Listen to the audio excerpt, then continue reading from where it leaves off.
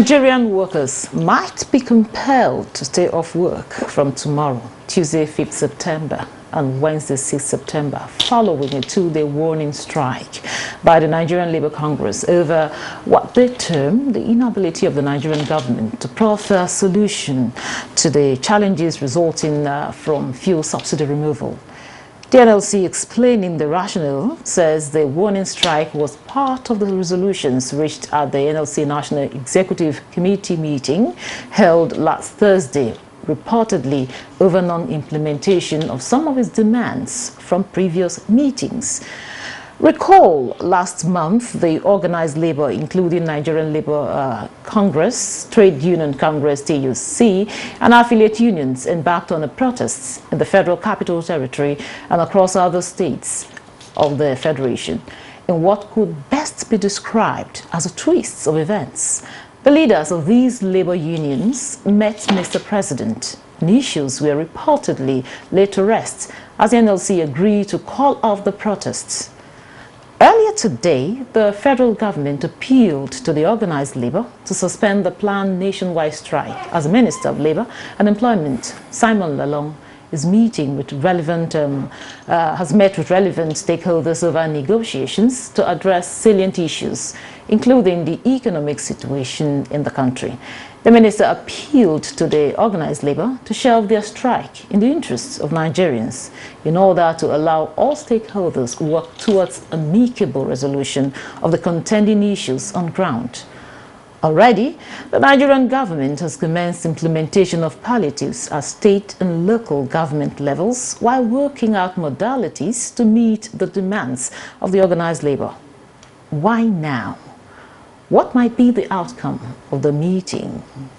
And if a truce is not reached, what will be the fate of Nigerian workers come 21st September? This is our focus on the program. Welcome to Nigeria Today. I am Eucharia Clinton.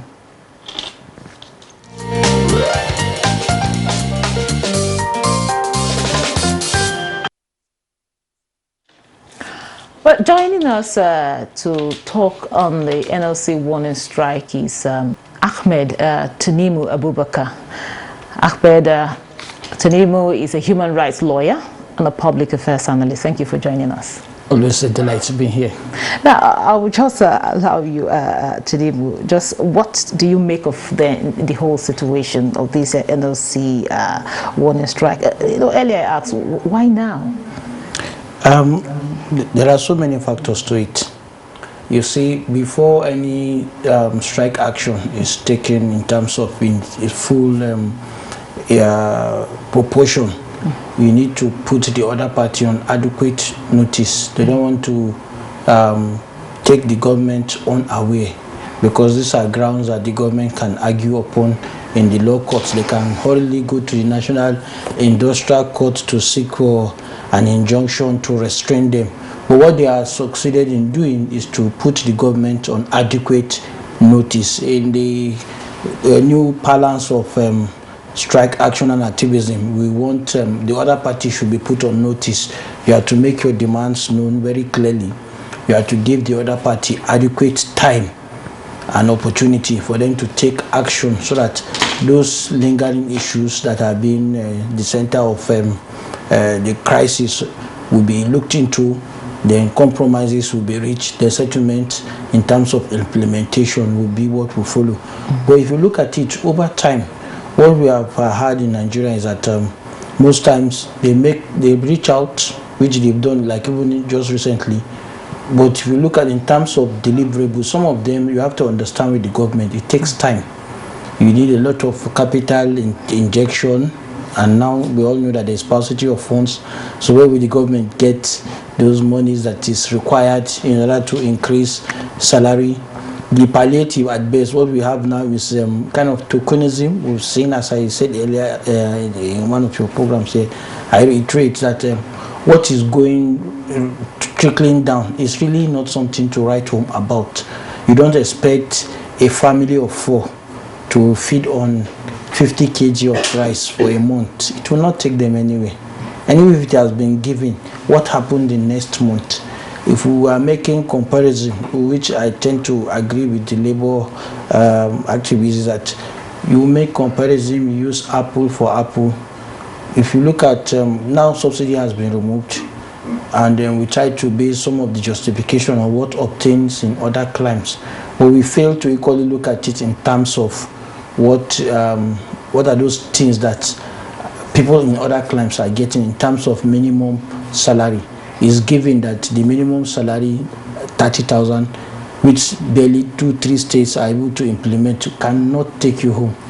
So now we need a living income, wage as salary, but the government lacks the capacity in terms of the sparsity of fund.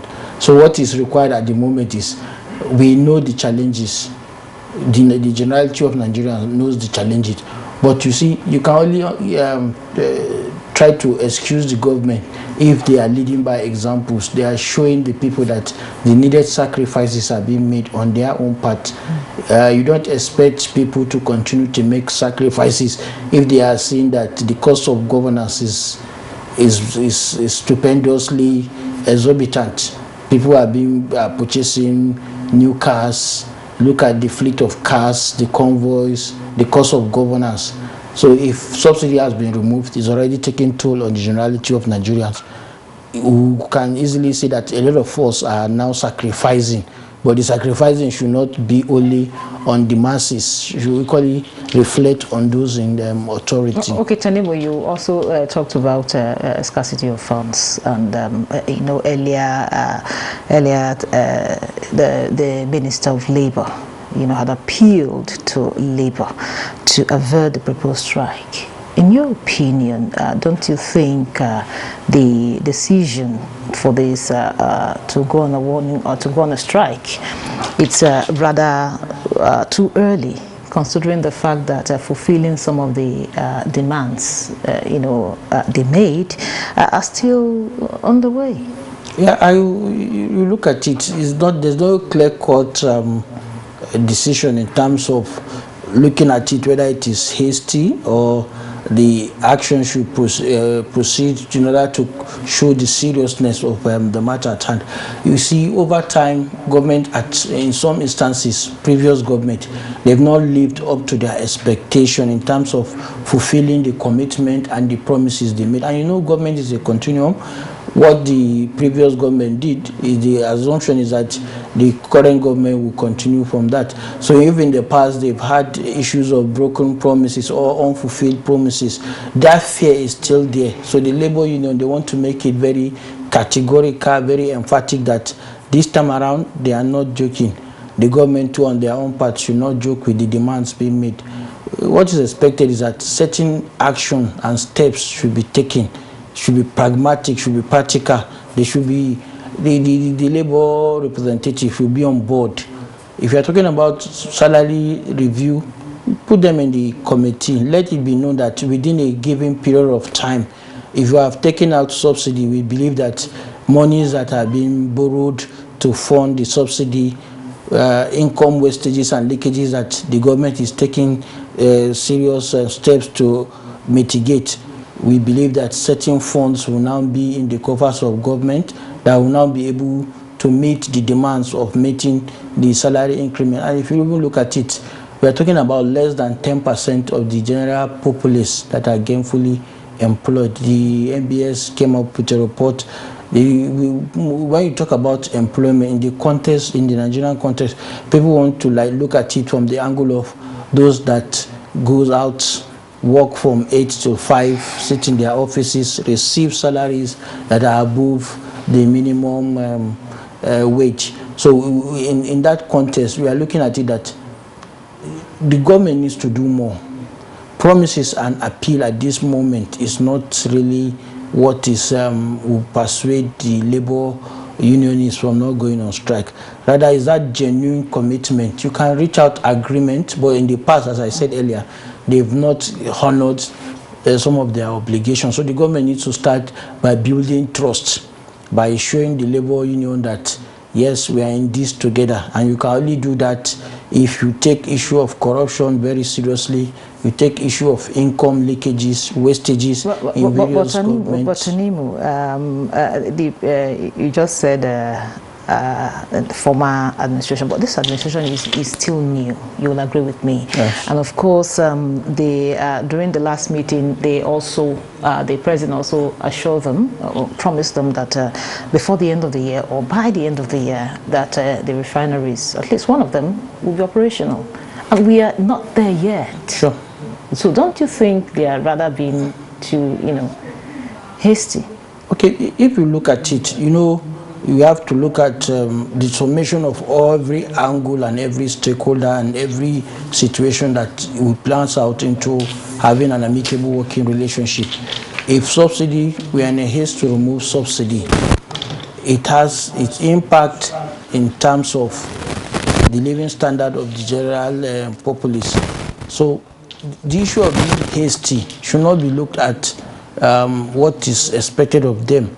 Rather, like personally, my own thinking was that if subsidy that has a major impact on every facet of the economy is to be removed, it should go hand in hand with all these measures that are being promised. Okay, thank you very much, Tanimu. So we are being joined via Zoom from Ebonyi by Michael Nachi, President, National Association of Nigerian Nurses and Midwives. Welcome to Nigeria today. Thank you. I'm happy to be with you this evening. Okay, Nachi, give us a bit of insight into what the issue is or what the issues are, despite federal government's effort at finding a solution to the economic realities emanating from the fuel subsidy removal. The issue of subsidy removal has a ripple effect on the socio-economic condition of every average worker in Nigeria. And nobody can say that he or she is not feeling the impact. As a result of that, we had early expected that from now, or particularly from the time Labour initiated warning strike, that the government should do the needful by ensuring that the promises made are executed as promised. But it appears that nearly over 12 weeks, nothing has happened up till now. It is not just issue of subsidy. Issue of subsidy may not permanently erase the challenges every worker and every citizen of Nigeria is passing through. It is actually addressing issue from the root. That is to say, issue of refinery need to be established. Because even if you give money today, how many times are you going to give this money when already the value of the money has already been eroded? Most often you hear about increase in salary. Before you increase the salary, before it gets to the pocket of an average worker, it's eroded because the cost of commodities in the market would have totally taken it. The value may no longer be felt. Looking at various families and the expectation from the head of the family vis-a-vis those that are working. Okay, we'll take a break right now and listen to the opening remark from the Minister of Labour and Employment, Simon Bako-Lalong, and other stakeholders in the interfaith that were just concluded some minutes ago. Don't go away.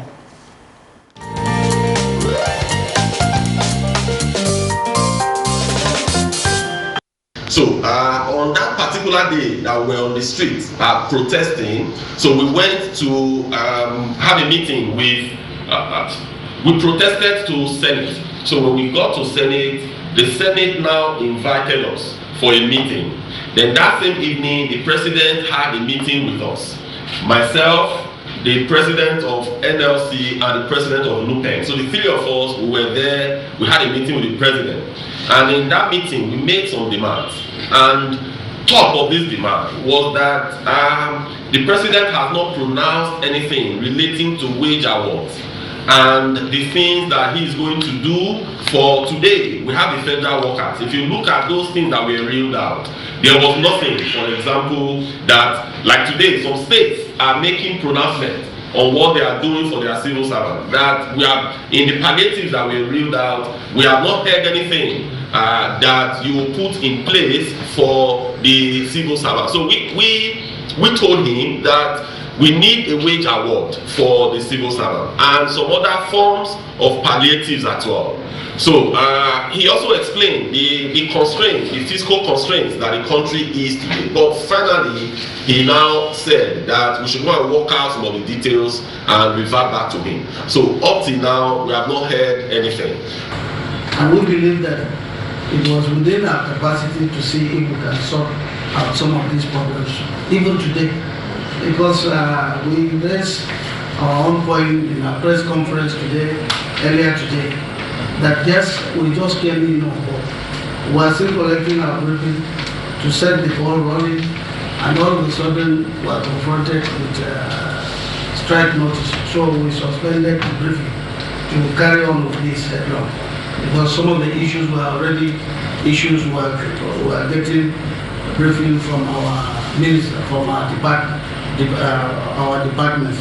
So we thought that by commencing this briefing, we will have a headway to solving some of the problems, not always really until we go on to embark on the strike. So just yesterday too, we got information that the TUC also met. And so when we heard that the TUC met, we said, okay, if that is the case, we'll combine the TUC and the NLC so that we see the issues and if possible treat those issues holistically. So that was the purpose for this emergency.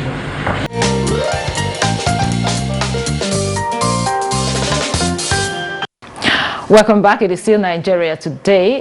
We are looking at the NLC warning strike, and my guests are still here with me, a gentleman via Zoom and one in the studio. So Tanimo, you had the minister there. So what are your thoughts on some of the comments there? Basically, what the minister is trying to put out to the Labour Union representative is that he's seeking for more time. That in line with new appointment, they are still receiving briefings from the various departments under the ministry. They are to present the handing over notes of the previous ministers and those in Home of Affairs to tell the minister these are the ongoing deliberations, commitment that needs urgent attention. And that is just the point he reiterated.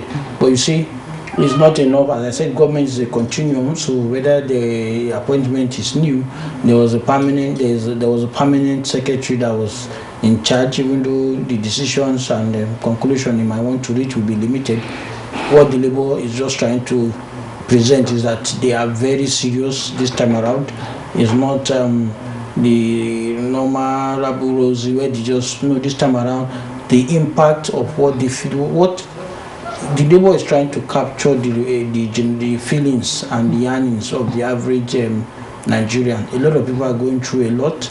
Things in the market, things in the stores are exorbitant. Even the increment that they are anticipating already in the inflation. So it's not really about salary increment. There are so many other issues that are related to it. What they want is that we all want the country to work. We want people to be able to live in a peaceful and to live in peace and tranquility. They want people to be able to live within their means of livelihood, whereby you can afford the basic necessity of life. But right now, it's already getting out of the hands of the average. I don't think we have middle class anymore. Now we only have the elite and the generality as the masses.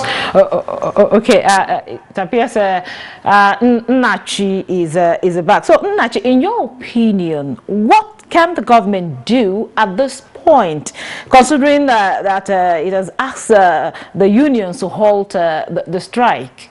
If something positive comes out from the side of the government, in as much as nobody is interested in strike, because strike can be in any country. But what you are saying is palliative. To what extent is this palliative going? Will it solve the problem? Better to trace the cause and cure it once and for all, rather than treating symptoms. Any treatment of symptomatology simply means that the disease will continue until it kills the victim. So what we are saying is intervention that has bordered on reactivation of the refineries, not necessarily palliative, because that is not where the answer lies. And even if you are to go by palliative, how many people are going to receive the palliative? What about those who will not have a take on it? What will be their fate? Okay, thank you very much, Mr. Michael Nnachi. But you will recall that the president had promised that by the end of the year, one of the refineries will be operational. At least one of the refineries will be operational. Well, having said that, that's where we draw the curtain for today. But before we go, we must thank our guest, Michael Nnachi, President National Association of Nigerian Nurses and Midwives. Thank you so much for your contributions. And also, I want to say a very big thank you to Ahmed Abubakar Tanimu, human rights lawyer and public affairs analyst. Thank you so much for coming. Always a delight. To our viewer, thank you for always being a part of this. Don't forget, Nigeria Today is weekday at 7:30 p.m. on NTA News 24. You can watch this and other episodes on www.youtube.com/NTA News 24 Hub. I am your carrier, Clinton. Goodbye.